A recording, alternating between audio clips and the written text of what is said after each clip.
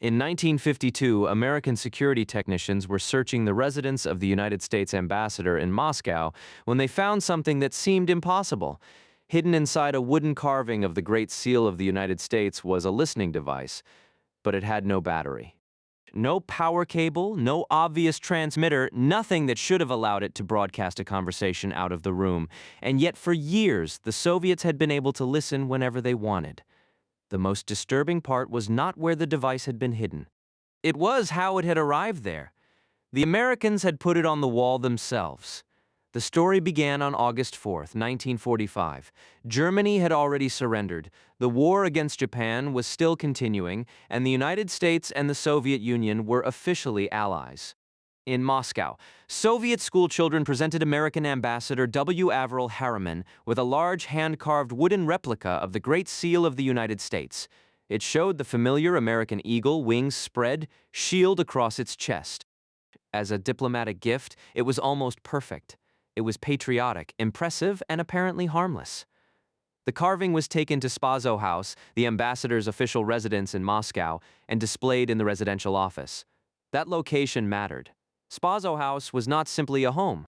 It was one of the most sensitive American diplomatic spaces in the Soviet Union. Ambassadors met officials there. Diplomats discussed reports there. Political judgments, private reactions, and information not meant for Soviet ears could all pass through the room. And hanging nearby was a wooden symbol of the United States, given by Soviet children as a gesture of friendship. Inside that symbol was the real gift. The device would later become known as the Great Seal Bug, or simply, the Thing. Its design was associated with Leon Theremin, the Soviet inventor famous for the electronic musical instrument that carried his name. But this invention did not make music.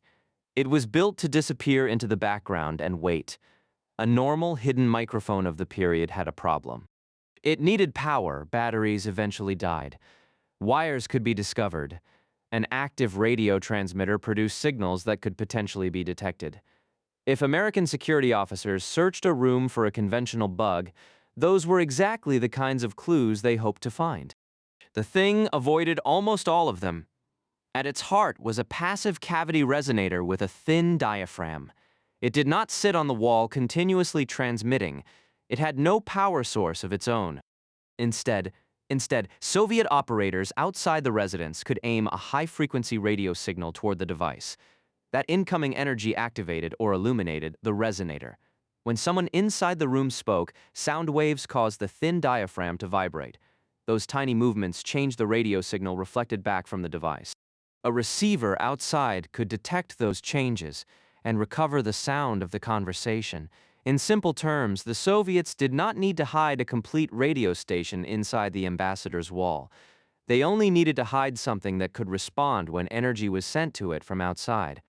And when that outside signal stopped, the Thing became extraordinarily difficult to find. Imagine an American security team entering the room after the Soviet operators had switched their equipment off. They could search for a powered transmitter. There was none. They could look for a battery that needed replacing. There was none. They could follow electrical wiring. There was none. The object hanging on the wall was silent because at that moment, it really was not broadcasting anything. That was the elegance of the design. The same feature that made the device useful also made it elusive. It could remain in place for years without anyone needing to enter the ambassador's residence to replace a battery or repair a power connection. The Soviets could decide when to illuminate it, listen, and then let it go quiet again. And the Americans had given it an excellent position. The Great Seal remained in the ambassador's Moscow residence until 1952. Ambassador Harriman left Moscow, but the carving stayed. Other American diplomats came and went beneath the same eagle. The political relationship around it changed dramatically. The wartime alliance collapsed. Europe divided into rival blocs. The Berlin crisis came and went. NATO was created. The Soviet Union tested an atomic bomb. The Korean War began. What had looked like a friendly gift from an ally was still hanging inside one of America's most important diplomatic residences as the Cold War hardened around it. According to the National Security Agency, the Soviets were able to eavesdrop on the American ambassador's conversations for about 6 years. Exactly what they heard and how much useful information they obtained is difficult to establish. That uncertainty is part of what makes the story so unsettling. The Americans knew where the device had been. They knew what kind of conversations could have taken place near it. But they could not simply reconstruct years of Soviet listening after the fact. By 1952, George F. Kennan was the American ambassador in Moscow. American security personnel carried out a technical surveillance sweep of the residence. This time, the search finally led them to the wooden seal. The discovery created a second mystery.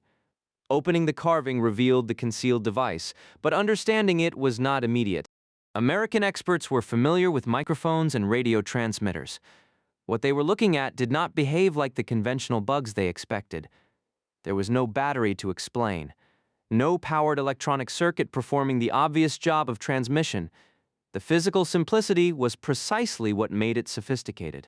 Technicians examined the resonator and worked out that the device depended on radio energy supplied from outside. The wooden eagle had not been secretly broadcasting every minute for years. It only became useful when a Soviet transmitter illuminated it. That explained why ordinary searchers could miss it. Search while the Soviet equipment was off, and there might be almost nothing to detect. The holes in thin wood around the carving allowed voices in the room to reach the diaphragm. The external radio beam supplied the energy. The vibrating diaphragm changed the returning signal. Somewhere outside, Soviet equipment could turn those changes back into speech. The Americans had found a bug that was most invisible when no one was listening. There was an obvious response available. Expose it immediately. Washington could show the world that Moscow had planted a listening device inside a diplomatic gift. It would have been an extraordinary propaganda story. Soviet children had presented an American ambassador with the emblem of his own country, and Soviet intelligence had hidden an ear inside it. But the United States did not immediately make the discovery public. Keeping it secret had advantages. American specialists could study the technology. More importantly, the physical object could be preserved as evidence. The Soviet Union did not know when or under what circumstances the United States might choose to reveal what had been found. For almost 8 more years, the strange wooden eagle waited for a second role. Then came May 1960. An American U-2 reconnaissance aircraft piloted by Francis Gary Powers was shot down over the Soviet Union. The incident was a major embarrassment for Washington. The Soviet government had proof that the United States was flying a spy aircraft over Soviet territory, and Moscow took the issue to the United Nations Security Council. The argument was simple and politically powerful. The United States had been caught spying. On May 26, after days of Soviet accusations, American Representative Henry Cabot Lodge brought out an object that had been hidden from the public since 1952. It was the Great Seal. In front of the Security Council and the cameras, Lodge displayed the wooden carving and explained what American technicians had found inside it. The United States was not claiming that the Soviet bug somehow made the U-2 flight disappear. It did not. The aircraft had been over Soviet territory, and the political damage was real, but the seal changed the scene. The Soviet Union wanted the debate to present espionage as evidence of uniquely American aggression. Lodge could now hold up a physical example of Soviet espionage against the United States, an operation that had begun when the two countries were still emerging from the Second World War as allies. A gift that had once helped the Soviets listen to American officials had become an American exhibit at the United Nations. There is a strange symmetry to the entire operation. The device was hidden inside the Great Seal of the United States, one of the clearest symbols of American authority. It was presented openly, not smuggled through a window. The Americans themselves carried it into the ambassador's residence. They themselves placed it in a sensitive room. And for years, the best protection the bug had was the fact that it did not look or behave like the kind of bug American security officers expected to find. That is why the thing matters beyond the cleverness of the gadget itself. Espionage often looks dramatic in movies because the danger has to be visible. A spy breaks into a building, a camera is hidden in a briefcase, an agent meets a contact in the dark. The Great Seal operation worked because almost nothing looked dangerous. The delivery system was a group of children. The hiding place was an American patriotic symbol. The device did not need a battery, and when the Soviets did not illuminate it, it could simply sit there, silent. The operation exploited trust, expectation, and technology at the same time. It also arrived at a remarkable historical moment.